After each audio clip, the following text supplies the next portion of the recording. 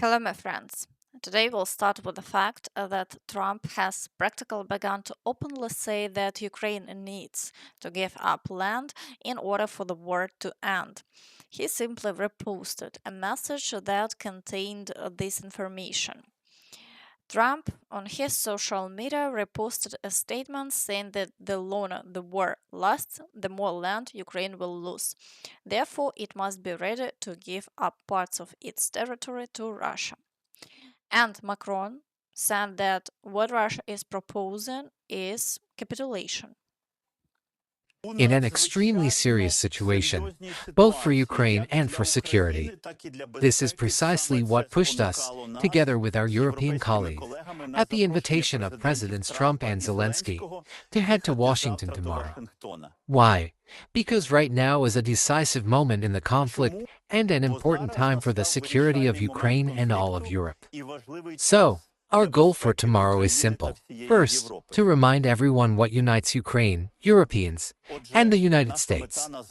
We strive for a strong, lasting peace that respects international law, includes the return of prisoners and children, and ensures long-term stability, while respecting the sovereignty and territorial integrity of all countries. This is the responsibility of the permanent members of the Security Council, including the United States and the United Kingdom. We will repeat, there is only one aggressor, Russia. And only it is offering peace that is, in fact, capitulation. Friends, if you agree with this, make sure to write it in the comments. And Rubio said that what today's negotiations will be about. They want guarantees to protect themselves and to prevent such a war in the future. I hope tomorrow we'll devote a lot of time to discussing this.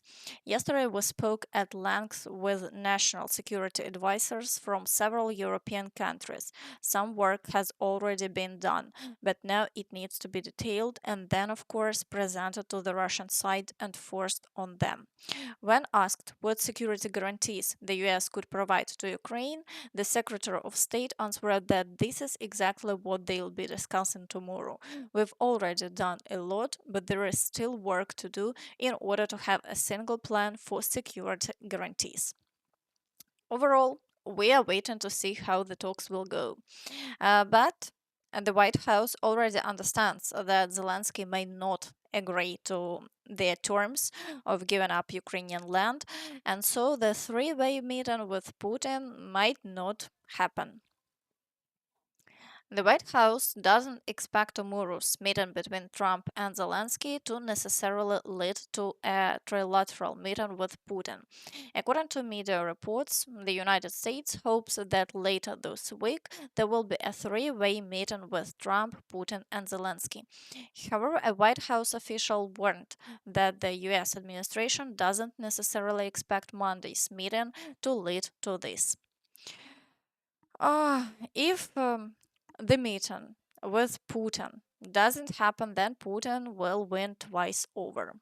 Trump hasn't imposed sanctions on Russia, and today Zelensky will be the one blamed for the continuation of the war.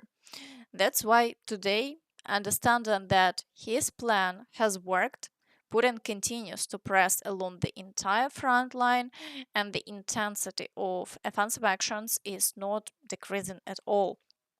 So let's move straight to the situation on the front and start with the Dobropillia direction. Here, the Ukrainian forces continue their counteroffensive and are trying at least somehow to improve the catastrophic situation. Yesterday, a video was published about the liberation of the village of Zolotyy Kolodyaz. For now, we are waiting to see how events will unfold. But meanwhile, the Russians are conducting offensive actions toward Nove Shachove, Volodymyrivka, and Rodynske. And in the city of Rodynske, the situation is very bad.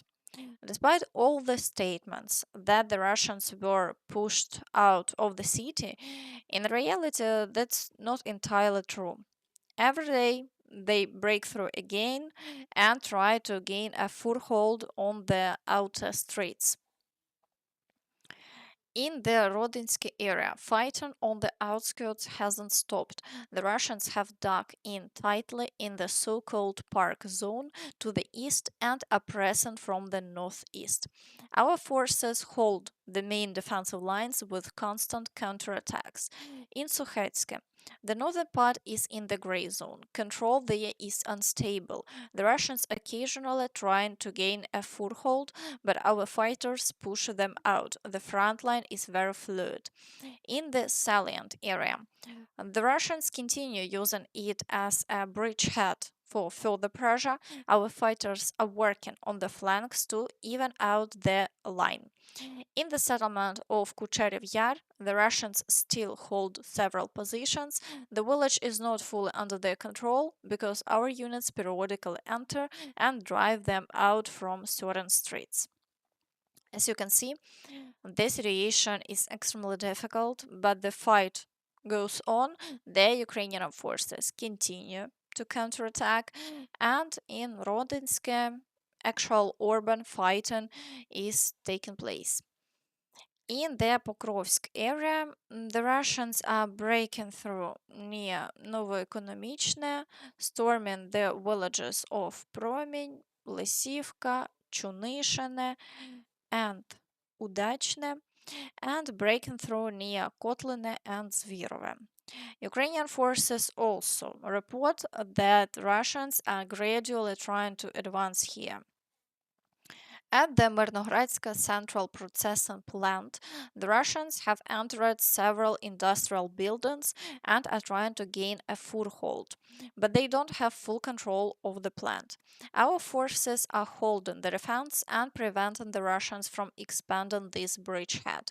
North, near the spoil tip, the Russians have moved up and are trying to seize the height for better observation and fire adjustment on the city. Fighting continues there, with positions changing hands several times. Thus, pressure continues along the entire front line, and the Russians are moving forward in the Novopavlivka direction. The Russians are storming Muravka, breaking through near Hryhorivka, storming Filia, advancing near Novokhatske, and fighting continues near Alexandrograd and Voskresenka. The activity here, as before, is at its maximum, more than 20 assaults in a single day. But the Ukrainian forces are also trying to counterattack here, and as a result, pushed the Russians out of the outskirts of Zeleny High and Iskra. Over the past day, there have been no new changes along the front line. In the Velyka Novosilka direction, the Russians are breaking through beyond Maliyivka toward Kumushuvacha and storming Temirivka. However, during the past day, there have been no new breakthroughs along the front line. In the Huliaipole direction, the Russians are storming Olhivske, but otherwise there isn't much activity here for now, and the front line remains stable. In the Zaporizhzhia direction, and the Russians have once again launched assaults on the outskirts of Stepnohirsk. Shelling also continues non-stop, but for now the fighting goes on. The Ukrainian forces are not allowing them to advance any further. In the Kherson direction, the Russians continue pushing through on the islands and are also shelling the right bank. There have been no changes over the past day, but their activity is not decreasing. In the Kostiantynivka direction, the Russians are assaulting Alexandru Shultine, Pleshiivka, and Shcherbynivka. They are also trying to advance across the fields in the Poltavka area, but no changes have been reported over the past day. The Ukrainian forces continue to repel all attacks. The loss of Shcherbynivka hasn't been confirmed. In the Siversk direction, The Russians are assaulting Serebrianka and trying to break through near Hryhorivka, but there have been no changes over the past day, and the loss of the village of Serebrianka hasn't been confirmed. Maybe the Russians are once again taking settlements on credit. For now, we are waiting to see how events unfold. But the Ukrainian forces fighters describe this reaction as follows. In the Siversk and adjacent Lyman directions, the situation continues to worsen. The Russians have finally pushed through Hryhorivka and are now attacking toward Serebrianka. In the forest area with the same name located on the northern bank of the Siversky Donetsk, the situation is nearly critical. The Russians have seized almost half of the forest and are moving toward the area across from Dronivka, where they will likely try to force the river. These actions together would give them a partial encirclement of Siversk and the ability to start battles for the city. That sector needs reinforcement because Siversk is one of the most important defense hubs of all Donetsk region. In the Lyman direction, the Russians are assaulting Kolodyzy and Zelena Dolina and pushing near Kharkivka. So far, there have been no changes over the past day, but the level of offensive activity and shelling here is so high that a breakthrough may happen sooner or later. For now, however, the Ukrainian forces are holding the defense. In the Borova direction, the Russians are not carrying out new assaults, and for now, the situation remains stable. In the Kupiansk direction, the Russians are assaulting Kostiantynivka and Golubivka and trying to push through in the area of Stepova Novosilka. However, despite the previous breakthroughs, they haven't managed to further encircle Kupiansk, and there have been no new changes over the past day. In the Dvorichna direction, the Russians are pushing toward Doroshivka, near Krasne Pershe, and toward the village of Kolodyazne. However, over the past day, there have been no changes and the front line remains stable. In the Velykyi Burluk area, attacks continue. In recent days, the Russians advanced toward the village of Khatnya and are now assaulting Ambarne. Overall, their activity hasn't decreased and they try to move forward daily, but the Ukrainian forces are repelling them and there have been no changes so far. In the Kharkiv direction, shelling of Kharkiv continues, but no new assaults have been reported along the front line.